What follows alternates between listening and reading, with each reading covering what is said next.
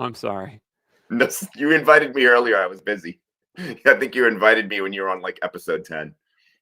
All right, we are live here on Axe to Grind. I am with Jeff Talanian tonight, lead designer of Hyperborea, and Gary Gygax's writing partner of 3 years. Jeff, thank you for coming on the show. Thank you for having me. So we are here to grind our axes, and I think we're going to start. We're going to start at the beginning. How did you end up as Gary Gygax's writing partner? So at the time, it was back in 2005, and I had my sights set on starting a new Greyhawk campaign from my weekly group of ne'er-do-wells. So I was searching around for a different... So what game are you running at that point? At that point, I was running a D&D. So by that point, I had tried out 3rd edition of D&D, and when the player character started to reach about 7th, 8th level, to me it was so ridiculous that I couldn't manage it anymore. It wasn't anything. It just wasn't within my wheelhouse. You know, there was a guy in my group who could transform his druid into a tree ant and make attacks of opportunity to 2 squares around him constantly. And it was just like, okay, this is just too much. All the feats and the skills and the synergies. I couldn't run 3rd edition anymore. So I decided to go back to my roots and started looking into going back to AD&D. And so as I was doing that, I'm like, I want to start up a whole new Greyhawk campaign. I loved Greyhawk in the 80s and the 90s when I was running it. And I wanted to go back to my roots. So I was looking around online for various resources to see what had been going on in Greyhawk in recent years. And, you know, I saw some of the stuff that like Eric Mona had done in Dragon Magazine and Dungeon Magazine back in those days. And I was looking at some of that stuff. And I happened to stumble into some of this stuff that was saying that Gary Gygax was doing Castle Zagyg, and that it was basically his old promised Castle Greyhawk with the serial numbers filed off. And I thought, this is great. So I started to dig in a little bit more. And lo and behold, I found that he had a calling out for designers for his city project of Iggsburg. Now, he had already written the hardback for Iggsburg at that time, but he wanted to expand it and flesh out each of the neighborhoods in it. So it was something like 20 different sectors that he was dividing it into, and he wanted to have a whole crew of designers, each developing their own neighborhood that he would assign and provide outline materials to and all that. So anyway, I applied. I sent in a message to him, and so I was fortunate enough to be accepted onto the team. And so I was writing a city project for him. And as these things sometimes go, and you have a large group of developers all working together on something, a few of them flake off, and you just can't commit to the project anymore, whether they have health issues or family issues or no commitment to actually writing something, whatever the case may be. And so a few of the guys started to flake off, and each of the times that happened, I volunteered to take on their project. And by the time I took on my 3rd project, within that overarching project, Gary had said to me that, well, I don't want you to be taking on more than you can chew and stuff like that. And I think it might be too much. And I said, no, I can do it, sir. I'm up for the task. You can count on me. and so I just set myself to this workhorse mentality of working on these different sectors of this city project. And so it was at this time also that Rob Kuntz was working with Gary again. Those two had a hot and cold relationship over the years. I think that neither one of them would be shy about saying that they definitely had their ups and downs, that they were 2 creative genius alpha males, right? And you know, Rob was Gary's original co-DM of running Greyhawk back in the 70s, back in the earliest years of D&D's formation, before D&D was even published. And so Rob would run the game when Gary wasn't running the game, and he would create his own dungeon levels for Greyhawk and stuff like that. So they went way back together on these things. So you fast forward 30 years to the mid 2000s when the two of them get back together again to write on this, and they started to butt heads again, and Rob left the project. So Gary had his fingers in a lot of different projects at that time. A lot of people would like to think that he, at the end of his life, that Castle Zagyg was his only thing, because it's our own nostalgia for Greyhawk that kind of makes us think that way. But the truth of the matter is that Gary was very much involved with his legendary adventure game. He was at the time writing a science fiction version of it that he had been going back and forth with for years on, called Legendary Astrorogues. So that was his prime passion at that time, up until the time of his death in 2008, was working on Legendary Astrorogues. Because so yeah, it was pretty cool.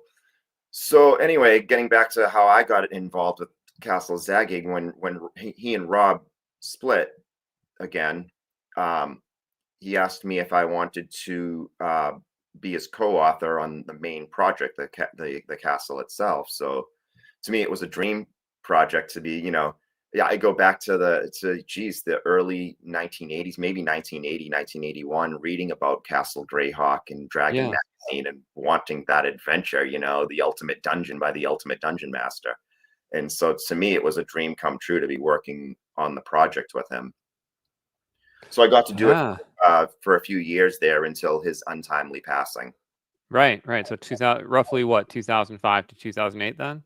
Yeah, so I would say in earnest, I started working on the Castle and Dungeon project in 2006, because through 2005 and well into 2006, I was just working on city projects for him. Right. So now this is interesting. We're actually going back literally 20 years at this point. So what were you doing at the time? So, you're a younger man at this point. Like, were you able to devote full time to this, or were you doing this on top of life, career, family, etc.? Yeah, I was doing it. It was a part-time hustle for me. And it was, it wasn't something that I could do full time between family and work and things like that. And so, it's kind of funny, because as some of the deadlines came up, there were a few different occasions where I actually went to a hotel and rented a hotel for a couple of nights to just sit there by myself and type all weekend to make sure that I would make these deadlines that he had set forth for all of us. Yeah. I could see that. I mean, I assume you're like me. 20 years ago, you probably had more energy to where you could be like, meh, I'm just not going to sleep tonight. I'll get it done. Right. It's a little harder nowadays. I'm like, I think I am going to sleep, actually. Yeah, I'm 54 now. When I was 34, it was a little different. It was a little different, yeah. Although you're like a really swole 54, man. You're huge. I was laughing because I met Greg Gillespie as well, and he's also like a titan. He must be 6'5". He's a really tall guy as well. Yeah, he towers over me. I'm only 5'9". So yeah, he towers over me, and I'm 6'2". Yeah, I was like, geez. Yeah, he's a giant dude. Then he's a lot more disciplined. I saw your picture. I was like, what's going on here? I gotta get with the old school Renaissance RPG fitness program here, man. Right. God, I need to eat what these guys are eating. Right. Man. Anyway, all right. So gym and pump up. All right, no joke, right? When I was in the military, they feed you 4,000 calories a day. You're doing PT all the time. I was 145 pounds. They're just like looking at me like, what's wrong with you, Cadet McCrease? Why are you not putting on weight? I'm like, I don't know. Right. I was that same way. I was 130 pounds when I graduated from high school. Yeah. So I it's got to be like protein intake versus carbs, I guess. Yeah. You were burning it back then doing military workouts. Yeah. I mean, I was cut, but man, just nothing. I was like the ectomorph that the other ectomorphs were like, bro, we gotta have a talk, That's funny. Anyway, sorry for that diversion. No worries, of course. What was it like working with Gary? It was great. It was one of the time periods of my life that I cherish the most when I think back on those years. And, at first I was really nervous when I was working for him, because he was like a legend to me. It was like working for any of the people that I admired growing up, whether it was Isaac Asimov or Frank Herbert or Stan Lee or any of these brilliant creators. And here I am, a young guy, and I'm working with one of my boyhood idols. So Yeah. I was afraid of him at first, and I was afraid to say anything that I thought might upset him. But those boundaries started to lessen over time, because Gary was a constant joker slash punster, and he was relentless with the puns, and he always liked to sort of burn you or whatever, get a rise out of you. He was a wise guy, and he was really funny, and so he was good at loosening the mood. But he was also he was very inspirational for me, because I saw his work ethic. I saw the way that he organized, his meticulousness about his organization, how he outlined all his projects and then would populate those outlines with more details, and the research that he put into things, and how smart he was at retaining things that he had read 30 years earlier, and he could just just deliver them as though he had just read them. And he was just a brilliant kind of guy like that. And so it was great to experience that and see the way he went about business. But then the other side of it too, for me as a young guy, was watching him in action with people and how he conducted himself as a man.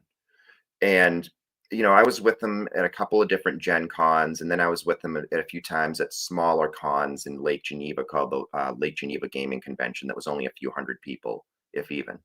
And then Gen Con being tens of thousands of people. And I saw the way he treated the different people who would come up to him and tell him, I met my wife through D&D. I met some of my best friends through D&D. I learned how to read. I learned how to work with people. I learned how to, manage people through D&D. Like all these different stories people would tell him, and they would come up with their books to have him sign. And Gary would treat each one of them with such respect and as though they were an old friend. And I just thought, wow, this is really amazing that he hears this all the time. And he's so kind to all these people. And it just showed me like that beyond being the creative genius that he was genuinely a good person. So you got to meet your hero, and he lived up to your expectations. Definitely. You know how they say sometimes don't meet your heroes, Yeah. And we've all had those kinds of moments in the past where you meet somebody and they turn out to be a real jerk. Like I met Lou Ferrigno one time, and he was such a jerk to this lady in front of him that I didn't want to get his autograph after, because he was so rude to her. And I was like, wow, don't meet your heroes. He was just, I couldn't believe it, how rude he was. And so that's just one stupid instance. But, sometimes it is like that, but not in the case of Gary. Not in the case of Gary. Interesting. So how far were you able to push the project with Gary? Like, how much of it ultimately was Gary's work? How much was yours? What would have been different had he lived? Like, I'm kind of curious, when you look back on it, right? Because he died relatively unexpectedly, right? Like, Yeah, he had a number of different health issues. He had a stroke a few years earlier, and that caused a lot of his other pre-existing health conditions, I think, to sort of worsen. Before he had passed, about a year before, he had a bad bout of shingles, and that had been really debilitating for him. So he had a number of different health issues. But anyway, to answer your question, the way our process was he would provide me with these intensive outlines of the things that he wanted to see in the project. And he would encourage me to expand on those ideas and come back at him with some of the things that I thought, or just get straight into the writing and have him look at the writing. He had certain set pieces that he would send to me and ask and he would tell me, put this anywhere in, level 3 of the dungeon, or put this anywhere in level 1 or whatever. Or he would talk to me about it. We had talked on the phone and various emails and whatever, and just sort of shooting ideas at me. and not even always a mandate. Sometimes it was like, what do you think of this? Try to put this in there. And then he would get to back to work on his own projects that he was working on, the legendary Asteroids that I mentioned.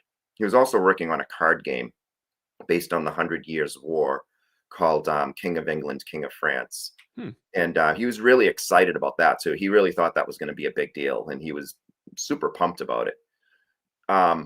So I would be writing, and I would be going by his outlines, but I would be changing things, and I would be adding things, and I would send stuff to him, and he would tear down some of my suggestions or things that I wrote, and other things he was like, that's good, but give me more of it. And so it was very much a collaborative effort in which I would say that I was doing the bulk of the actual writing, but he was always there as a guiding force. And he put a lot of trust in me. One of the funny things is for the initial project outline, for the first part of the project, Castle Zagyg, the upper works, it was just supposed to be the wilderness surrounding the castle and the castle itself. And I had pushed him to also include the first level of the dungeon with that. And he was opposed to it. He was like, no, that's not in my plan. We're doing level 1 through 6 in the next component of this multi-layered project. And I argued with him back and forth, and finally he relented. He's like, okay, we can put it in there. Because I basically said to him, I said, Gary, they said, people have been waiting for this dungeon for you for 25 years, 30 years. They want to see at least one dungeon. And so he finally relented. And so we put that in there, and it was a good thing that we did, because, I know the trolls are doing it now, and we'll be starting to publish all of it. But at the time, this is 20 years ago now, we wouldn't have even had that first level of the dungeon if I hadn't coerced him into doing it. Wow. Interesting. So did you ever get to play with him? Did he ever DM for you? Yeah, so I played some OD&D with him, and I played some Legendary Adventure with him. It was a lot of fun. Legendary Adventure was his RPG he made many years later, right? Post TSR. Yes. After Dangerous Journeys, right? Correct. Yes, it was his last, and it was a lot of it was similar to Dangerous Journeys mechanics wise, but simplified in a great way. A lot more easily processed and consumed. It was definitely an interesting game. It was based on it was a character building game in which you selected different skill bundles to sort of build up your character. But it was these different a skill bundle would comprise of various related skills within a sort of set field of different associated skills. So it was a different way of doing things, and it was a pretty interesting game. And it had he had like some weird different races. I don't know if they were supposed to be considered orcs or not, but there were these like pig-like humanoids called the Veshoj, and they were like one of the character classes you could play. And there were 2 different types of elf-like species, and different stuff. And it was in the setting for it was pretty interesting. All his settings really were all different shades of each other. It almost reminded me of Zelazny's Amber, in which I don't know if you ever read those books before. Oh yeah, absolutely. Yes, but you know how the different the different levels between our modern day Earth and Amber would be gradually becoming more magical, and how technology would work differently and stuff like that. He kind of had a series of different Earths like that. And I think it all sort of melded together between the stuff that he did with Greyhawk, with Dangerous Journeys, and also with Legendary Adventure. So in one of the products that we did before releasing the first box set, we did this gazetteer. It was in a folio, and it was called the East Mark Folio. Mm-hmm. And in it, I sort of proposed to Gary the idea that we start to create that next level of connection between. So, because he was adamant that he didn't want it ever stated that this world that Castle Zagyg was in was actually Greyhawk, because he was afraid of the lawsuit.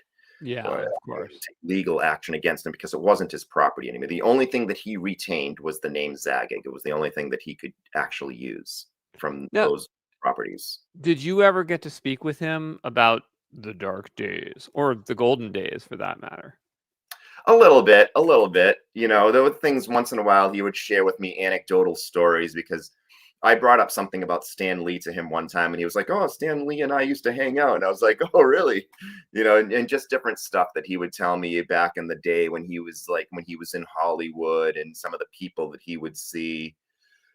And I didn't really want to go there with him about the dark days of his being ousted, from TSR and all that, because I felt like I could see enough through his Q&A at EN World and at Dragon's Foot that it was still a sore spot for him. Yeah. Because but you have to remember, but in the 2005, 2006, he was still only, less than 20 years removed from that. So it was still, it hadn't dulled for him yet, I don't think, at that point. Wow, that's really interesting to put it in perspective like that. So for us, it's been another 20 years at this point. And Yeah. so it feels quite far removed, but like 20, let's go back. So I was just hanging out with Dave McGarry, for instance, at ArnieCon, right? 20 years ago, he was basically our age right now having this conversation. Yeah. Right. And so 20 years ago from this moment, I was founding The Escapist. So it would be for Gary, it would be like talking to him about what it was like when I founded The Escapist, right? Like, Sure. Yeah. feel Yeah. that close for him. Like, Right. wow. Perspective you can look at it from. Yeah, that really puts it in perspective, right? Like, yeah. So it's still fresh, right? Like it really can take decades to really move on. I know everybody's like, oh, you should move on or whatever, but like, Yeah. genuinely, when things become so integral to you, to your identity, to your career, your life, like, it can take decades to really move on. I mean, or you never do. It's just part of who you are. It's part of right. Yeah. Like I do like interviews like this, and a lot of the times I talk about Gary and I talk about those years working with him, and I talk it always brings back those memories fresh to my mind. Yeah. So and you also worked with Rob as well then, briefly. No. Okay, so Rob was out by the time you were involved. Correct. Yep. Okay, got Well, it. I mean, technically we were both on the project together at the same time at one point. I was developing city stuff, and he was working with Gary on the castle and dungeon complex. But I had never talked with him or worked with him at that point. Got it. My only interaction with Rob has just been on X. I was supposed to meet him at ArnieCon 2 years ago, but I got sick with COVID, so I didn't get a chance to meet him. And he lives in Italy, so I think he's not in the U.S. Too often anymore. Yeah. I used to see him at Gary Con. I used to see him at North Texas RPG Con. I used to see him at a bunch of different conventions over the year, earlier, some years ago. I think I stopped. I think he may have. I'm not sure when he moved to Italy. I think I want to say it was around 2016, 2017 that he kind of disappeared off the convention circuit. Yeah. I need to be one day. I want to be cool enough one day that like I can retire to some Mediterranean country. That would be nice, huh? Just be like, where's Macrease? Oh, he's retired to the island of Paxus and is on the beach. Right. Be like, what's up, my brothers? I'm on the beach. I've got a new character class. It's Playboy. I'm 14th level.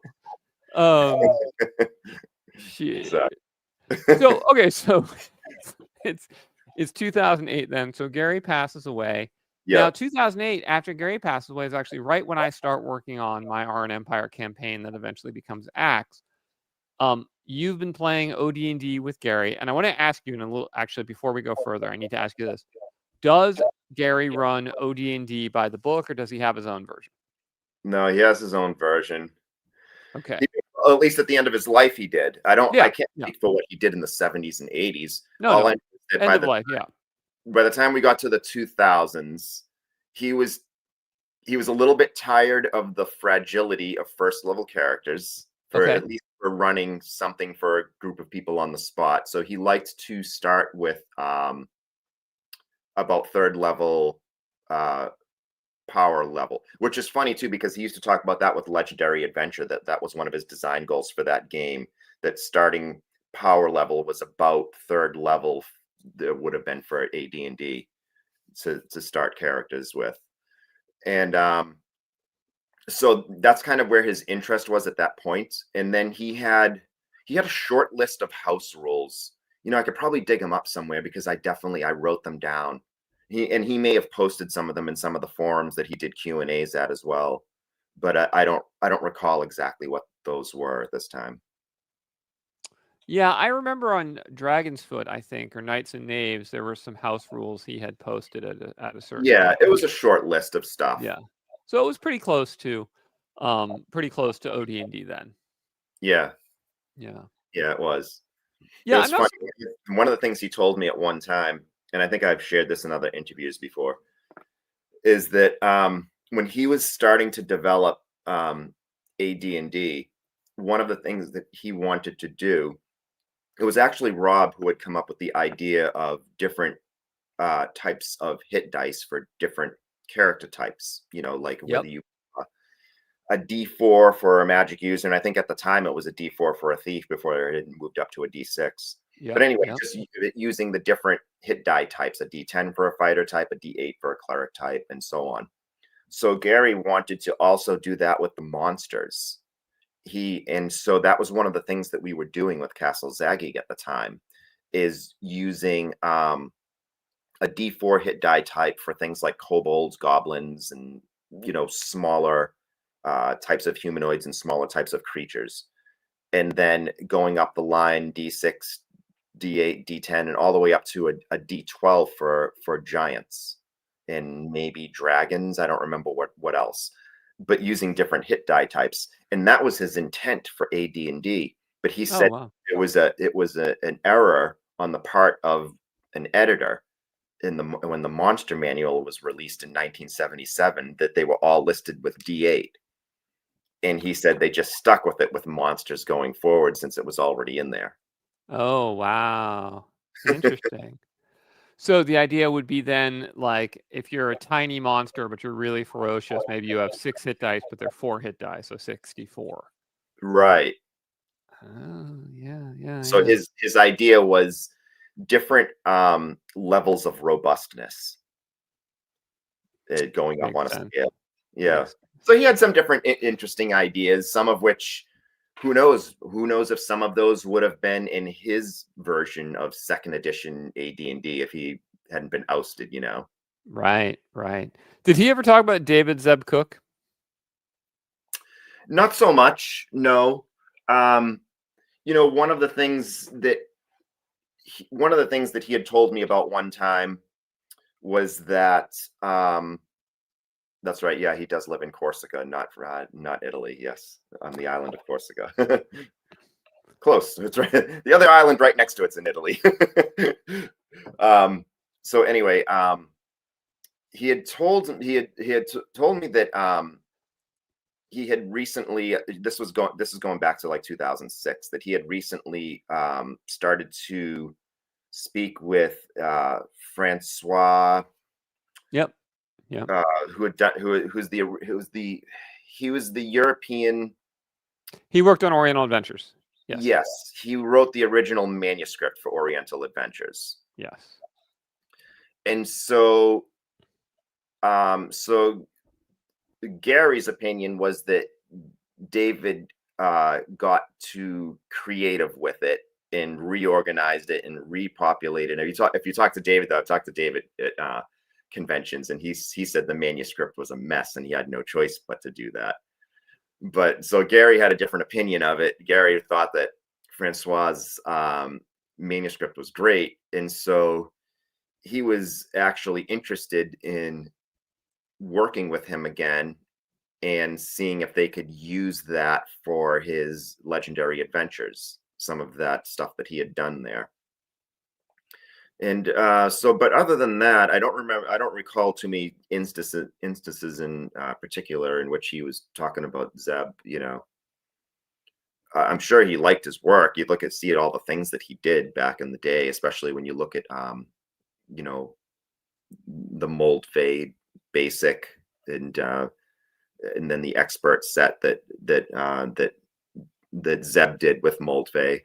Yeah, those guys were arguably making, I would say for the different versions of D&D back in the day, that the Moldvay Cook version of basic D&D was probably the most easily understood and be able to process the information of what's in there and how to run a game. Like when we were kids and we would look at the Dungeon Master's Guide and try to figure out what the hell was going on with initiative. And we'd look at all these exceptions and all this, what this die meant for your guy, or what it meant for the other team, or the different in the segments and everything else. And it just seemed like back in the day it was just easier to use something that was more similar to a basic D&D interpretation of how initiative worked. I don't know, what was your experience with that? Yeah, so I was introduced via the BX set, so Moldvay Cook, and loved it. And then I inherited my older brother's hardcover D&D first edition rules. But and at the time, if you had asked me, I would have said we were playing Advanced Dungeons and Dragons. But looking back on it, we were not. What we were playing was some weird hybrid of Advanced Dungeons and Dragons with Moldvay Cook Dungeons and Dragons, because we weren't using weapon versus armor class. We weren't using the AD&D initiative system, but we were using AD&D percentile strengths. We were using race plus class. And I swear to God, man. In high school, my friends and I, we were so lucky. We rolled 1800 all the time. Yeah, right. It's funny. It was and then when AD&D second edition came out, that was right around when I was very active in D&D, and we made the switch over to second edition. And second edition was by Zeb Cook, and so a lot of stuff from BX kind of gets normalized into the AD&D line at that point. Yeah, and it wasn't until as an adult I went back and I was like, oh, wow, this is really weird. I never actually played AD&D by the book when I was younger. Yeah. I actually pressed him on one thing at a convention a few years ago. I said, when you guys went to second edition, why didn't you take the opportunity at that point to just alphabetize all the spells instead of, having a spell, you go to look up your 4th level cleric spell and you go to look it up and you're like, refer to the magic user 2nd level names. Flipping pages. That stuff was so annoying to me. And he said something to the effect of that it actually was on their radar, that they were considering it, but it was a team project, and there were too many people on the team that felt like that was too big of a change from what people were used to seeing and dealing with. Huh. Well, they were wrong on that. Jeez. I know, right? Every edition since has had that change. Yeah. But it's funny. So I started with the Holmes set. So it's funny about the BX that you started with and sort of merging with AD&D. So I was merging Holmes with AD&D. Yep. So I was using that initiative system in Holmes, which was basically whoever has the highest dexterity goes first. So as a young dungeon master, I had to start making up dexterity scores for all these different monsters. Yeah.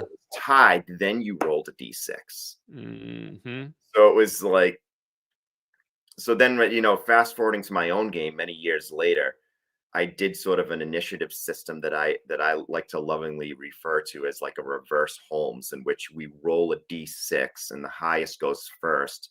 And if it's a tie, we don't do a roll off or anything like that. All ties are resolved by dexterity. So all the monsters in my game have a dexterity score, and so we go by that. And if the two dexterity scores are the same, then you have true simultaneous action. Right. Yep, that makes sense. Well, let's talk about that. So 2008, so Gary passes, and at some point you wake up and you're like, you know what I need to do? I need to create a spiritual successor to Gary's work. How did you trick yourself into thinking this was a good idea? I know what my path was. What was yours? Right. Well, there were a few different things involved. And the few things were, on the one hand, I got I had this bad taste in my mouth of working for someone else when you realize that all your efforts the rug can be pulled out from underneath you, and you get no remuneration for your efforts. And so is that what happened after he passed? Yeah, so that was one thing. Brutal. To have, like, all your works canceled is a tough pill to swallow, for sure. And so I decided, well, if I'm going to do this, if I'm going to keep doing this stuff, I'm going to do it on my own and to hell with it all. I don't care. I'm just going to go my own way, and I'll sink or swim by myself. And so I had been wanting to, for a really long time, do a real sword and sorcery themed game, in which the theme of the game was not in Tolkien's backyard. And so, because I felt like there were enough games that had elves and hobbits and dwarfs in them, and were different variations of what Tolkien had established.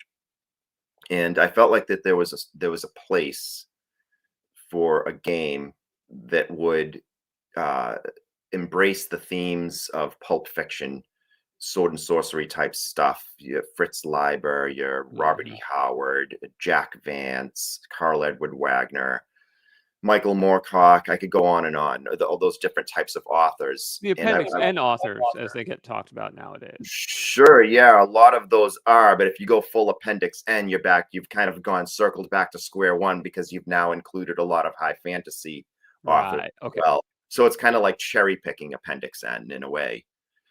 So I wanted to just basically have a sword and sorcery themed role-playing game with also some weird science elements to it, and have it be something that I wanted to play with my buddies that I gamed with on Tuesday nights. And it's something that I wanted to run and see if anybody else liked it, type of thing.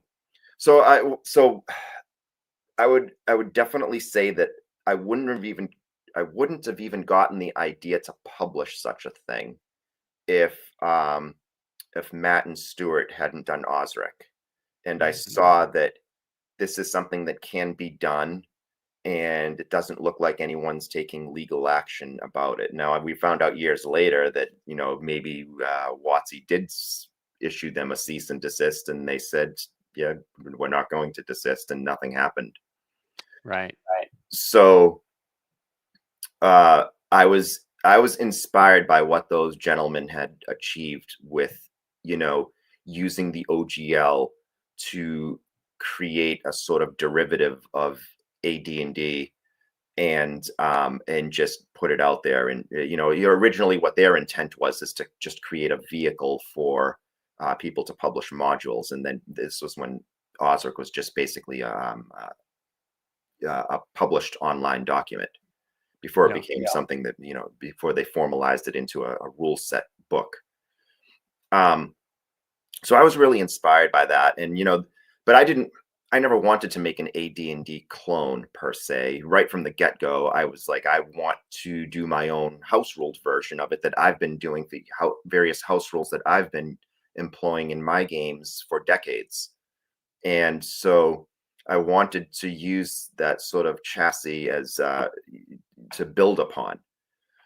And so I was doing that, and I was also inspired by the pulps, and it was kind of funny because at the time I was rereading a lot of Lovecraft, and I was reading Shadow Out of Time, and there's a portion in Shadow Out of Time when Lovecraft sort of connects, the three Weird Tales authors, including himself, in a part of the story in which he talks about Clark Ashton Smith's Hyperborea. He talks about Velusia, which is Cull's world. And it was this sort of these blending of settings that this man who had been, his brain had been switched with the brain of a great race. And he was off in Yuggoth, and the great race guy was in his body, doing whatever on Earth. And so I sort of had an epiphany at that point of seeing the way Lovecraft blended all these elements. And I thought to myself that I would love to do something like that as a setting for a game, in which I sort of take inspiration from various literary sources, primarily pulp fiction, and then throw in, some real world mythology in there, and then a bunch of my own creativity as well, and blend it all together into one setting, and use a rules base that is similar to AD&D to complete it. And that was sort of the whole idea that I came up with at that time, and I'm still doing it today. So the setting in the game Hyperborea kind of emerged together. They're like an iterative back and forth that interlinks. Right, exactly. So it's setting merged with rules all together. Now, there were people back in the day who told me that's a foolish thing to do. You shouldn't merge setting with rules. What you should do is have a generic set of rules that can be applied to multiple different types of settings. But I didn't care. I didn't care what anybody told me what I should or shouldn't do. That's what I wanted to do, so that's what I did. So those people who told you that were wrong. They were wrong. I say this with fondness as a game designer who loves like systems for the sake of systems, but ultimately, if you look at the greatest success stories in our industry, with singular exceptions so small you can count them on 3 fingers, they're all rules that are tightly integrated with setting. Battletech, Yeah. Shadowrun, Vampire, Cyberpunk, all of these go on and on. And it's that tight interaction of setting and rules is where the magic happens. I think so too. Yeah, I almost launched my Ascendant superhero game without a setting, and literally one of my players, this fellow Second, had essentially like direct messages me and has a come to Jesus conversation with me where he's like, "Bro, what are you doing? Like, you have to have a setting for your super game. I don't care. You have to have one." Yeah, he was right. He was right. I mean, you have to have, and it really shines through. Like, right, you like when you read Hyperborea and just every page, every character class, it all oozes flavor, right? Like you instantly know, okay, I am not in Middle Earth. I am not going to be Elrond, right? Like it just jumps out on every page, and that makes it stand out. You know who else does a really good job of that is the other Cook, Monty Cook, right? Like, say what you will about Monty. I don't think Monty is the best systems as systems guy, but he's really good at systems plus setting, if that makes sense, right? Like Numenera and shit like that. Yeah. Setting definitely seemed interesting to me. It was the rules that I had a hard time understanding. Yeah, But no, I exactly. never delved too deep to really make a proper assessment. Yeah, I would agree with that. But but he's made his whole career off of that blend. Yeah. Yeah. And so what edition are you on? Are you on your 3rd edition? I'm on my 3rd edition, yes, but it's all been backwards compatible. Yep. So each of my editions has really been only slight variations in the rules. A lot of times it's just because there's ambiguity in the rules. When you receive the same emails or private messages that ask the same questions over and over and over, you realize that maybe I didn't do a great job of explaining this, or maybe I should clarify this part more, or maybe I should Yep. simplify this more, or maybe I should expand this more. You start to see the weaknesses in your own work just based on the criticisms that you're receiving. Yeah. Not actually not always just it's not always criticisms per se. Sometimes it's just, just curious questions from people who want to know how something works. So basically my three editions my second and third edition are updates to the game, but not so much that they lose backwards compatibility with our various adventure modules that we've had over Right. the years. Right. For the most part, it's been the addition of spells, monsters, magic items, different stuff like that. Yeah. Yeah. Absolutely. Absolutely. So are you on the OGL at this point, or did you move off of the OGL? I didn't move off, and I just have a sort of wait and see attitude with the whole thing. I'm not sure that anything will ever be done with it. Yeah. Uh, it was when I published the third edition of my game, it was 2022, but I had started working on it sometime in late 2020. Yeah. And it was like it was really would have been really hard for me to, you know, change all that terminology for a non-OGL game. What did you end up doing? So I did go off of the OGL and change the terminology, uh, but I was writing it. I had declared the project literally at the height of the uncertainty, and I had in my mind that same thing that happened to you. You were saying how frustrating it was for you to have done that work on Castle Zagyg, and then it doesn't get published and it gets stripped from you. And I was just looking at how Wizards of the Coast was behaving, and I have some friends that are in the legal department of some of the major game publishers, and they were telling me like that there were some folks involved in Wizards who were pretty crazy and really wanted to actually do some destructive things to the community. I believe it. And I was like, man, this doesn't make me feel good. And so I bit the bullet and I yanked it off of OGL. But Yeah.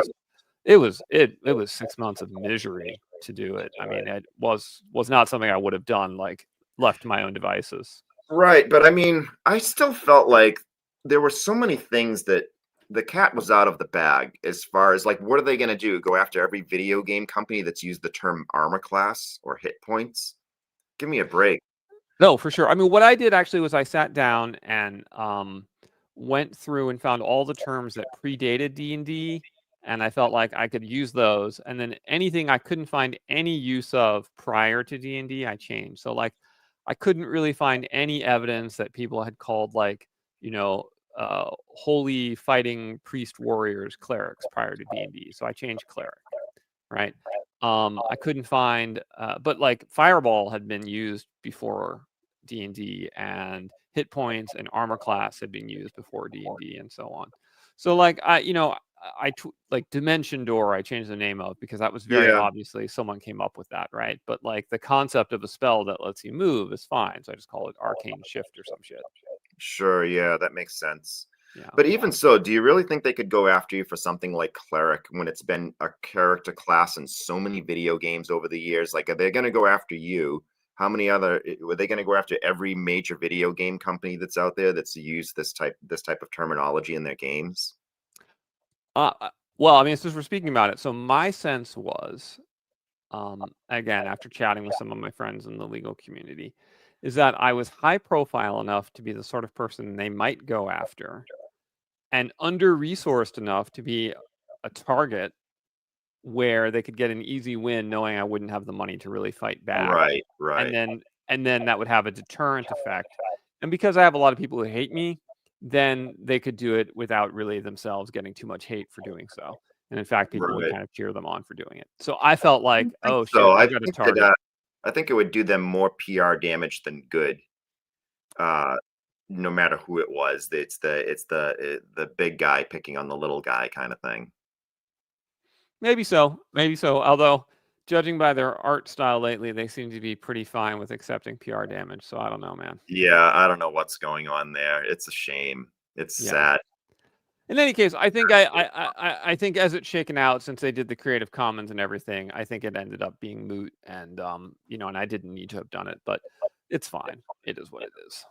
Yeah, I mean, I've looked at the Creative Commons document enough times now that I feel like that I could, if I had to, switch to that and not have to change much. Yeah.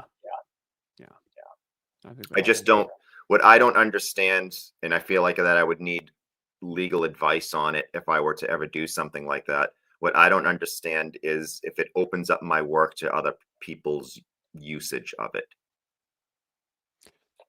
if you do the Creative Commons, yeah, it can if you're not careful, at least for sure. With the BY license, the variant of the license. Yeah. I haven't dug in as much as I would need to give a good answer, but I do think there are There's some. like 4 different versions Yeah. of Creative Commons that go from basically being closed to as open as you can imagine. And I think the one that they chose is somewhere in the middle. Yeah. I mean, the OGL did a really good job by letting you sort of have, this is my product identity and that I've carved out, and then this is what I'm opening, and that was really well done. It was really well designed. I was thought so, surprised. too. I'm surprised they didn't do that for the orc license, but The orc license, I was intrigued by the concept at first, and then as it continued to grow and grow and grow, I thought to myself, I'm not an attorney. I can't read this document and understand every passage in it. I would need legal help to understand what I'm looking at. yeah, I was disappointed at the outcome that they settled on for the orc license, because they took the position that, and they say this openly in their FAQ, they took the position that because game mechanics are not copyrightable, therefore they're not going to worry about any sort of product identity type protection except for fluff in your book. The end. And as a guy who's pretty crunch heavy, I was kind of annoyed by that, because you can say what you will, like, yeah, sure, game mechanics aren't protected, but the expression of game mechanics is still protected. And Right. yeah, anyway, so I give them 2 thumbs down for the choice. Well, I felt like, personally, from a layman's perspective, reading the OGL, I felt like I could understand every part of that and then apply it to my own work without ever having to hire legal counsel to help me with it. Yeah, it was really clear. Pretty straightforward in what it achieved, and I thought it was a brilliant way of. So that's why I've never changed from it. I figured that I'll just stick with it until I can't stick with it. Yeah, I think you're probably fine at this point, at least until some new generation of crazies decides to push Wizards of the Coast into an even stupider. Here's what we got to do, right? Here's what we got to do. We got to raise like $1 billion, and we got to like buy D&D back and save it from itself, man. That's what we got. Right. It's awful. It's true. We got to get you, me, Greg Gillespie. I don't know who else we got to get on board. Find some rich bros, and we're bringing it back. We're taking it back. It's not good. It's not good. It's not good. So what are you working on now? So 3rd edition comes out 2022. So what are you working on now? Are you working on source books? What's the next project? So my next project is a big city project that I've been sort of working off and on at for a number of years now. It's called the City-State of Cromarium. Okay. And it's the largest city in Hyperborea. It's still a work in progress at this time. I've been working on it for a while. I did a bunch of modules that, well, not that I wrote, that other guys wrote for the game that we published last year. But in between all of that, I've been slowly developing this city project, and it's been really exciting for me because I use a number of resources between real world history examples and looking at different pulp fiction cities in fiction, and also looking at different game resource books cities that I've enjoyed over the years. Like, I think the first one that I really loved was the 1st edition Lankmar. I have that. That was such a great book. Yep. Really enjoyed that. Yep. And, looking at some of the old Judges Guild stuff. There's just so many great things, but I don't want to be overly influenced by a game city that's already been done. I would rather sort of look at real world history examples. I've been doing a lot of studying of Constantinople Hmm. and the Eastern Roman Empire, and um, using some of those examples in my work, but probably not to the level of realism that you do in your game, but to the point where I want to have that level of verisimilitude so that things function the way they should in everyday life. Like the other Right. day when I sent my newsletter out, I put a small example of how uh, in the city how the aqueduct system works and the drainage system and the sewers and the different cisterns in the city, and how they have these water reservoirs to preserve water if there's a barbarian invasion from the north, and different things like that that I take into consideration, beyond the sorceress types of things that would be in a city, the beyond the mundane stuff. So I do want to have that sort of semblance of realism that's presented in it, but I'll also have the different cults, the religions, the temples, there's lotus dealers, there are thieves guilds, assassins guilds, harlots guilds, uh, all these different nefarious organizations. The primary deity of worship is Sathagwa, and it's this uh, sort of melting pot of different races that live in Cromarium because it's the largest city in the realm. So it has Celts and Vikings and Picts and Cimmerians and Amazons, and the list goes on of all these different groups that live within the city. And the city has this whole rich history behind it, but it also has this tragedy behind it, in which 1,000 years ago, the city was basically wiped out by a plague known as the Green Death. Mm. And the native Hyperboreans that lived there, the few that survived to escape the city and go into their fastnesses in these mountains to the north, they basically left the city a husk. And so it was centuries later when the first barbarian tribes began to come back into the city and repopulate it. And then over the centuries, those people become civilization again. Right. And so a city that once supported over 100,000 people is now populated by about 30,000 people. So for me, in my development of it as a resource, it also has a ton of adventure opportunity. Because Right. there's a lot of structures in ruin that are left behind in large uninhabited areas. Right. And Right. so there's a lot of that the players can explore. So that Like actually is really similar to Constantinople, right? Because you have Constantinople's at its, six-figure population. It gets hit by the Crusade. It gets emptied out, and then they come back and right, much right, smaller population, large chunks right, abandoned. Yeah. right. And it was which emperor was it that expanded the wall from Constantine? Constantine had the original wall. The Theodosian walls, is that what you mean? Theodosian wall. Well, it wasn't actually, they called it the Theodosian wall, but he was just a teenager at the time. It was the guys that were handling him that actually oversaw the construction of that wall, but he gets the name for it. But yeah, I mean, those walls held until 1453, and you know, that was that. But that city basically stood like a bastion in the east for 1,000 years. And so it's a great resource for me to see, to look at the different periods that city had in its different developments, from architecture to how it ran its aqueducts to all that kind of stuff that I like to look at, its different ports. And so it's a fascinating resource. Then I look at other cities as well. I don't just look at that, but Ravenna is pretty interesting the way it developed on the Yep. east coast of Italy.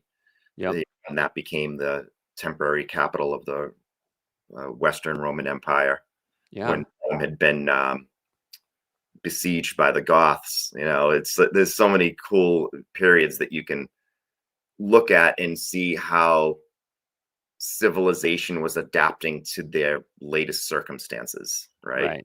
Right.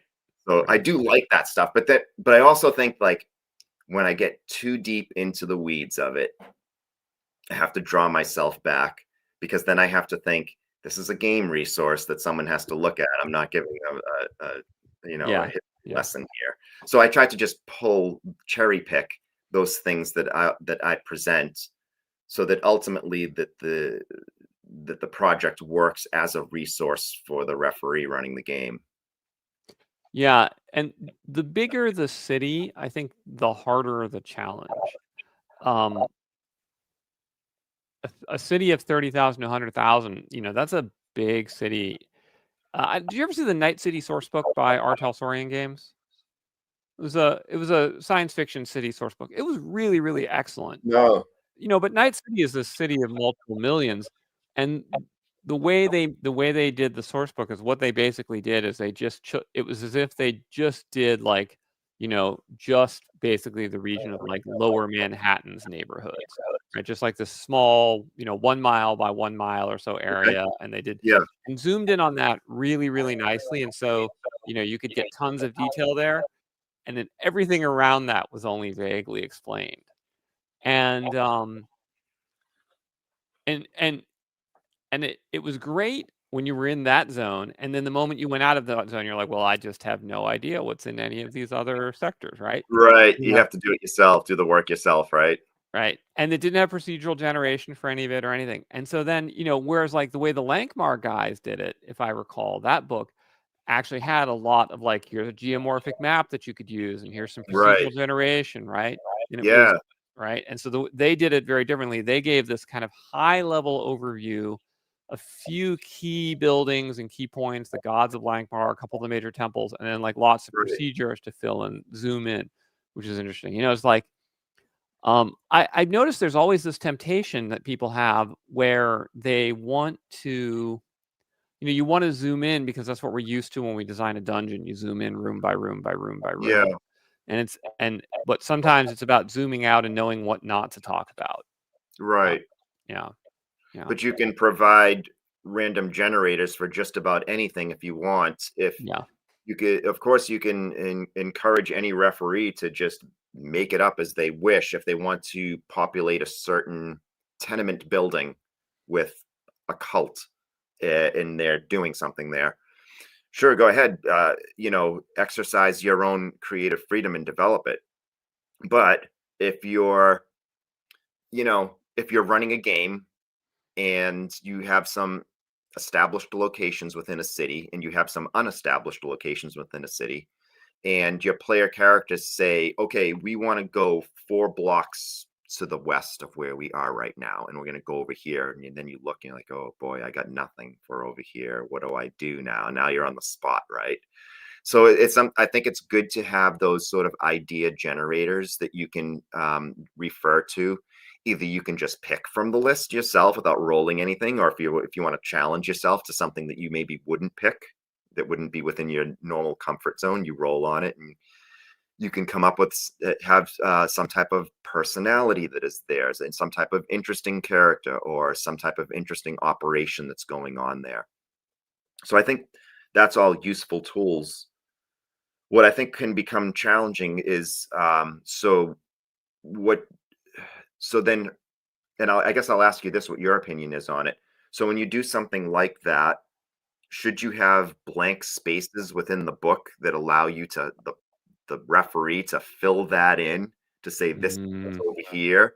Or do you depend on the individual referee to be keeping their own notebook or spreadsheet and typing in on their own, Yeah. So I'm one of those people, I can never bring myself to write in my books. I have to preserve them in, like, pristine fashion. And, and if, like, I get Cheeto dust on it, I'm like, well, I have to buy a new copy because this old copy has Cheeto dust on it. So I have all those old books that they had with, like, the, like, Search in the Unknown. We're supposed to fill everything in, and it's like completely pristine. That's so funny because for me, I can look back and I can see what I wrote in some of those books 40 years ago, and I still have some of them. And it's funny to see my teenage writing in some of them. Yep. So, yeah, it's hard. It's hard to know what the right thing to do is. There's probably something really cool one could do with like form fillable PDFs and printables nowadays. That's Actually, true too. Yeah. could probably do something really cool. Yeah. Yeah. So when's the city book coming? So is there gonna be a Kickstarter? Like what's the Yeah, I'll do a time? Kickstarter in 2026 for it. I'm hoping to do it in early 2026. Okay, so not far off, really. Not 4 too or 5 far off. months. Yeah, I mean it's all coming together right now, the whole project, but I I need to get a lot of things in place before I launch anything. So it could end up being the summer. Yeah. I have to commission a bunch of art for it, and I have to finalize mapping for it and things like that. And I don't know. I'm one of those guys where I've seen so many Kickstarter nightmares at this point that I just feel like before I launch a Kickstarter, before I ask anyone to give their hard-earned money to me, I want to be pretty much done the project. So what I'm looking at is maybe some final edits and going to print, final edits and layout. I like to be in layout when I'm at, by the time I'm asking for someone to, I just feel, I just feel like it's less stress for me, that it's easier. Yeah. Definitely. Well, I mean, I went through Dormer. That was a rough project. So we were starting from scratch, and that was definitely a rough project. Yeah. So can't recommend it. Right. Oof. So let's see. We got some comments from folks here. Let's see what they have to say here. So Jen Glazer says, "Will you make another box set?" I wouldn't recommend box sets per se. The boxes can be tough to acquire. You often have to get them from China. Yeah. But there are box makers in the US, but a lot of them make flimsy boxes. So you have to find the right one. So I might do a box set for Chromarum, but I'm not entirely sure. It may be a hardbound book with a supplemental. One of the versions that I'm looking at is doing a hardcover book that's like the referee's book, and then having a booklet in addition to it that's like the player's guide to Chromarum, and so that they will have a basic understanding of things they can do and places they can go within the city. There's always that sort of, here's another thing about a city project, right? When you're doing a large city project, do you want the player characters to be from the city? If they're from the city, then they have knowledge of things in the city. If they're foreigners arriving to the city, then everything's new to them. And it's really two completely different things you're talking about there. Yes. What was it? TechML, takes the approach that you always start as a foreigner because the setting is so strange that, it's kind of like impossible to begin the game knowing TechML. So much better to begin as a foreigner so you can at least learn the culture. Right. Yeah. That makes sense. Let's see. John Miller says, Lankmar was poorly edited. Provide generators and some guidance. Love short drive ref to folks, but I still loved it. Yep. Yeah, I loved it too. Judges Guild City State of the Invincible Overlord did a good job providing brief location description with rumors and NPC stats. Remarkably useful at the table if wonky. Yeah, I agree with that. Yeah, I can agree with that too. I can agree with that. It's a classic. Yeah, it's definitely. Yeah. Let's see. Player's book outlining activities is a great idea. Well, there you go. Journeyman Weather Reporter gives you the thumbs up. All right. What's the weather? Yeah, I would say so. I really liked the Lankmar supplement as a city supplement, City State of the Invincible Overlord, and then there was actually very obscure. The Night City source book was really good, and then there's this really obscure Conan module called Conan Triumphant that had a really nice city section in it with like these geomorphic maps for procedural generation of like exploring. It was the capital city of Ophir, I think. Or was it the capital city of Shem? Anyway, it was one of the capital cities of like the southern Hyperborean kingdoms. Okay. And it had a cool geomorphic map. But it wasn't very comprehensive, but it was good for it was just good for like, yeah, Conan's wandering around the streets and like random shit happens when he's like wandering around, and you're like, Right, oh, right. cool, yeah. That's pretty cool.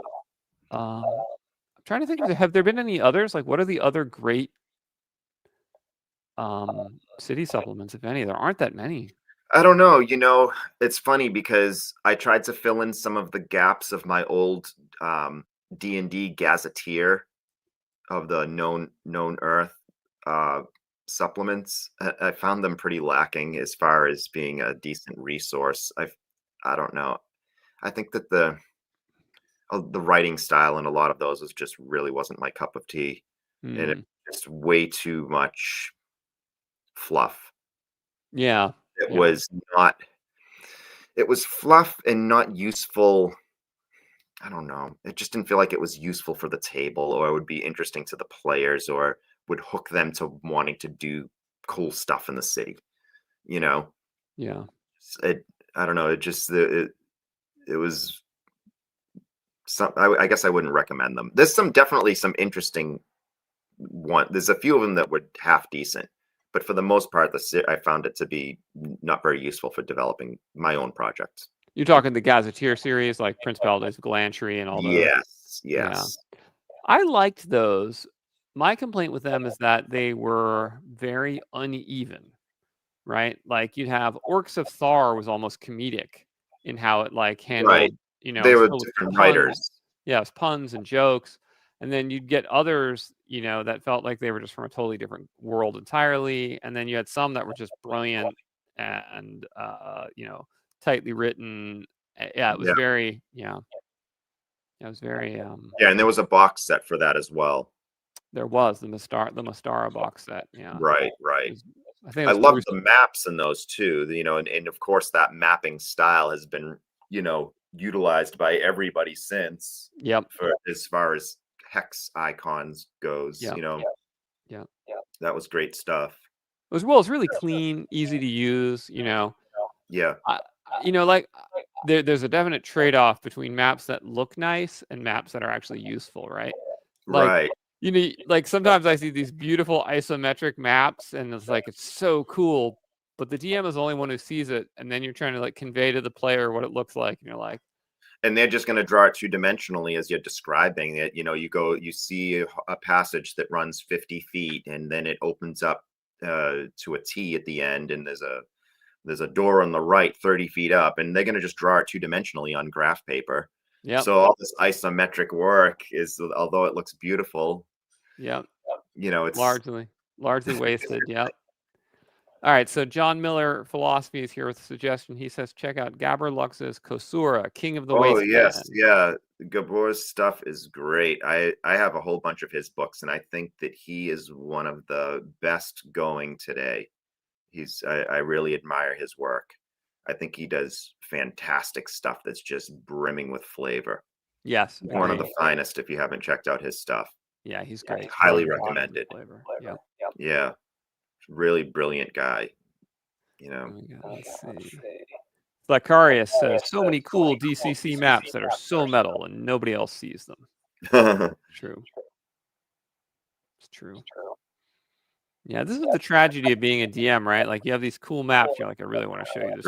Right. I'm pretty sure Doug Kovacs has drawn a whole bunch of those maps, and he pours his heart and soul into those things, and he makes them pretty wild, groovy. They look like something out of the 70s, with all the little details and all the little characters and stuff like that. And he gets super creative. It looks like something that would be airbrushed on the side of a van or something, and but yeah, it's like one of those things that only the DM sees it. It's frustrating. Yeah. See John back. John, very talkative. Let's see.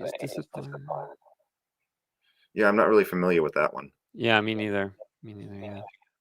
So, well, we're closing in on 15 minutes before we end. I wanted to give you a little minute. I think some of the guys probably here from the community may not be as familiar with Hyperborea. Do you want to talk a little bit about like the game itself, the game world, game mechanics, like who it's targeting, why they should buy it, like kind of like talk a little bit about that? Yeah, sure. So Hyperborea is a sword and sorcery, weird science fantasy themed game, old school in design. Its mechanics are inspired by Gygax and Arneson, with a lot of my own personal innovations that have been added in. And the setting is inspired by the fiction of Robert E. Howard, Clark Ashton Smith, and H.P. Lovecraft. It's a pulp inspired setting that's married to the rules. And so the different character classes, the races, the different cultures within the setting, they all sort of blend in with the rules of the game. It's all sort of works hand in hand. And so we have a 2 hardback set, which is comprised of a player's manual and a referee's manual. The player's manual has all the character classes, all the spells, and all the rules for combat and exploration and everything else that you can imagine. So that's in the player's manual. And then the referee's manual includes all the monsters, all the treasures, magic items, and all that. And it has a gazetteer of the realm. So the gazetteer describes all the different lands on the map of Hyperborea, or you can use the map, or we have an atlas. So all the lands are described, the different religions, the calendar, the festivals. There are some unique aspects of Hyperborea. It's a flat Earth setting in which these different various races of mankind have crossed the north winds to arrive in Hyperborea over the years. And so it's this different clashing cultures that exist there. And it's in the far-flung future in which the sun is a red giant, and the innermost satellites of, like, say, Mercury, Venus, Earth, and Mars are all gone. And Hyperborea is this fragment of old Earth that's close in the neighborhood of Saturn, and it still goes around the sun, but it's in a 13-year orbit. So in those 13 years, the way the disk of Hyperborea revolves around the sun, in those 13 years, there is 1 year of complete light and there is 1 year of complete darkness. So that plays really well into some different campaigns. I know in my own home campaign, as we got we're closer to the year of darkness, we're now beyond it, but the build up to it, when you're getting to there only being an hour left of sunlight every day and you plunge back into darkness, it can be pretty challenging experience for the players. And it's a time, in the setting where more demons are crawling out of the ocean and things like that. And people will have been saving their grains for years and getting ready to hunker down for a year. And all the flora and fauna has adapted to that cycle, having been there for so long. So it's a different type of survival that goes on there. Right. So it's this whole far-flung science fiction, weird horror fantasy setting that's married to a rule set that's very Gygaxian in nature. So that's my pitch. It's awesome. That's awesome. I love the Year of Darkness concept a lot. That's really cool. Thank you. Yeah, and the fact you just went, I remember seeing the map when I was flipping through the book, and you get to it, and you're just like, whoa, he went balls in. It's literally flat, right? And and you actually like work out all the implications of what that means and how it works and how the cultures are getting there. It's really cool because a lot of people just are like, I don't know, it's flat, man. I didn't think about it. It's just freaking flat, right? But you're like, no, he thought this through. I remember being very impressed when I came upon it. It's cool. Right. I was originally inspired by Clark Ashton Smith's Zagyg stories, which was his sort of flat Earth setting that he had. Yes, that makes sense. Was there a little bit of Lynn Carter in there too, like Thongor? Oh yeah, definitely. Yeah, I love Lynn Carter, and also I also loved like Thundar the Barbarian. I love that. My favorite cartoon growing up. So there's definitely some of that in there. Because we have like laser swords and things like that. It's very rare. They're basically considered ancient Atlantean artifacts. Right. And so so there's like some really interesting things. written in actual kind of occult writing, like, you know, the Hyperborean origin of the Vedic myths and things like that, right? Which argue that a lot of like our most ancient myths are actually written from a time when people lived really far to the north. And like, Yeah. the reason like prayers to the dawn are so long is because when you live really far north, the dawn can actually be a really long period of time, right? Like, Right. you know, so was that like the inspiration for having like this really long period of darkness and light? Was that No, not northern so much. vibe? Not so much. I was really what I was looking at was a flat Earth that was far flung in the region of Saturn, and I was looking at, I was one of the things that I was thinking about was, have you ever seen the film or read the book for 30 Days of Night? The concept, Yes. the Is that the vampire. vampires in Alaska? Yeah, Right, yeah, yeah. right. It's basically the vampires that set up shop in an Alaskan town, where the sun's never gonna rise, so they can just do whatever the fuck they want for night after night. And so I was thinking about a polar continent. Like, what if as the Spinal Tap saying goes, turn that up to 11, and and and really express that over a long period of time.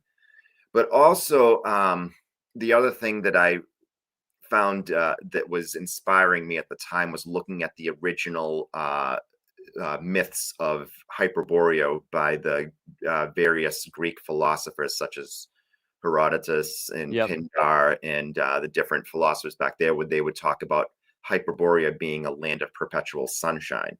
Mm-hmm. So those guys were writing about that stuff 2,000 years ago. Yep. And so I was thinking about that and thinking like, all right, well, what if it's also a land of perpetual darkness as well? How can I do this? And so I just came up with this whole concept of sort of working in that type of environment. That's really cool. Have you thought about it's such a good setting. Have you thought about doing spin-off IP like graphic novels, stuff like that? Yeah, I have thought about that, and people have asked me, you should write some short stories in it and stuff like that. And I've thought about that, and I think that maybe someday I would, dip my toes in something like that. I think it would be a lot of fun. You got a big smile on your face when I brought it up, so I Yeah. think your inner creative demon wants you to do it, man. Yeah. Absolutely. You should. I mean, it's because honestly, it's as a genre, like so much of epic fantasy, the high fantasy, it's been it's been done to death. It's been deconstructed, and now that it's been fully deconstructed, now it's been turned into a romantasy, right? So like, whereas, swords and sorcery, even though in a sense it's the older genre, it's the fresher genre because it hasn't been done to death, Right. as Right. recently. Like, who was the last sword and sorcery? David Gemmell maybe was the last contemporary sword and sorcery guy. Yeah, I guess you could say so. But there is a guy writing today who is really good, and his name is Skylar Hernstrom, and he writes for DMR. I've heard of And Skylar Hernstrom. I haven't read his work yet, but I've heard of him. he is the real deal. Yeah. And he brings you back to those days of reading like a Carl Edward Wagner story or Michael Moorcock story or any of those guys. And his work is amazing. He's probably my favorite contemporary sword and sorcery writer today. Yeah. Yeah. Okay, I'll have to check him out. 'Cause you're not the first person who's mentioned him, and I haven't read his work. But it's pretty thin on the ground compared to high fantasy for Right. sure, right? Yeah, I High, think so. you just rattle them off. I wonder why that is. I wonder why that is. It fell into disfavor at some point, and just like things work in cycles, what's old is new again. So I'm hoping that there'll be a sort of resurgence of this type of writing. I know that in the last year or so, Weird Tales has made a return. I don't know how Right. many That's right. they've published. That's right. We've seen the return of Heavy Metal Magazine. We have, yes. Oh, so I Speaking think. of, Go ahead. oh, go ahead. No, please. I was going to say, I think we're seeing a sort of an uptick in the interest in these sorts of things. I think so. We have an important question here. Are there chainmail bikinis? In Hyperborea? Yeah. Well, it's kind of cold. Red Sonja, where would you have the fur cloak for over the chainmail bikinis, right? But they are in some of the art of the game. If you look around in my game, we don't shy away from nudity or chainmail bikinis or anything like that. You know. Yeah. No, I put my campaign world is literally it's in a warm Mediterranean climate. Specifically, there's like a section where it's like it's a warm Mediterranean climate. So, you know? You have to protect the most important parts. That's right. That's right. Ooh, man, it's hot. Yeah, Josh, Right? step down. You But know, no it's one ever funny. complains about the barbarian and the loincloth. Right, Conan was from the far north, man. He's just like walking around me like, yeah, I don't need a shirt. It's 32 degrees. I'm freezing. I've got frostbite in my limbs, but I don't need a shirt. Right. Good stuff. Oh man, it is. It's funny how people. I don't know if you follow like the whole chainmail bikini discourse on X, but it's like a whole subtopic where there's like hashtag chainmail bikini. We have to bring them back. Save the chainmail bikini. Like it's very Right. very funny to me. That is funny. So, I mean, I grew up reading Red Sonja. Red Sonja. Yeah, Yep. you're right. Yep. You know, so I mean, she's the original. Yep. You Yep. know, For sure. love I mean, that. Frank Thorne, he was the original one that was drawing her back in the 70s, and he was amazing. Great artist. Is he the one who he's the one who created the look for her, the classic? Yes. Yeah. Makes sense. Did you see the movie? We saw the movie at my household, the new Red Sonja movie. Oh, no, I was afraid. I thought that it would probably be horrible. Lots of explosions and running and stuff. It was not horrible. I mean, it wasn't great, but it wasn't horrible. So we enjoyed it. We enjoyed it. I think you can enjoy it. Yeah. Okay. Yeah. I'll give it a shot. It's enjoyable. Let's see. So Slakaria says turning up to 11 is a great tool for adventure and setting design. I think we all agree on that. Yes, sir. Jack wants us to know I'm wearing a chainmail bikini now. Oh my, pictures or it didn't happen. Yeah, seriously, right? What's the 4chan thing? Show us your Jen Glazer says, me too, Jack. Oh my. Oh my, it's getting spicy. This is Axe to Grind. This is right. Axe to Grind Adults Edition. Here we go. Negative space, chainmail bikini of warmth. See? Okay. Yeah, they can be enchanted in such a way. Right. Yeah. Cold never stopped chainmail bikinis before. Yes, that's what I'm saying, right? You just mentioned chainmail bikinis, like they've been quiet the whole time, right? And yeah. No one one had anything to say until we brought up chainmail bikinis, right? I guess that needs to be the theme of the next time we get together. None of this boring Gygax stuff. Yeah. I bet if we did I bet if I did a chainmail bikini Axe to Grind, it would be my #1 episode. Like it just, why the chainmail bikini should be in your campaign or some shit like that, right? So, what will you wear though? I don't know, man. You could probably pull off like the Conan look and just do the whole thing shirtless. If people would be like, Alex, put your fucking shirt back. Well, you can wear the chainmail bikini. No, this is not going well. You have to dye your goatee red. Oh god! Oh no!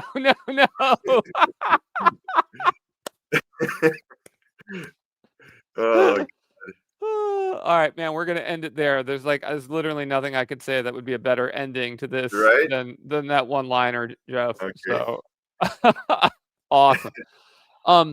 Guys, if you check the description in the video, I've got the link over to Jeff's Hyperborea TV link is also, and you can see it on the screen behind him. Be sure to check it out. He's a fantastic creator. Definitely make sure you get your copy of Hyperborea. Jeff, you'll let us know when you're doing your city book. You got to come back on the show. We'll talk city book. Yeah, you're going to show us some of the maps. We'll do another episode. That'd be great fun. Smite the like button, says Jack McCarthy. Yes, smite the like button. Next episode is going to be a loincloth party. Beautiful. Oh, fantastic. All right. Thanks, everyone. Great episode. Thank you so much, everybody.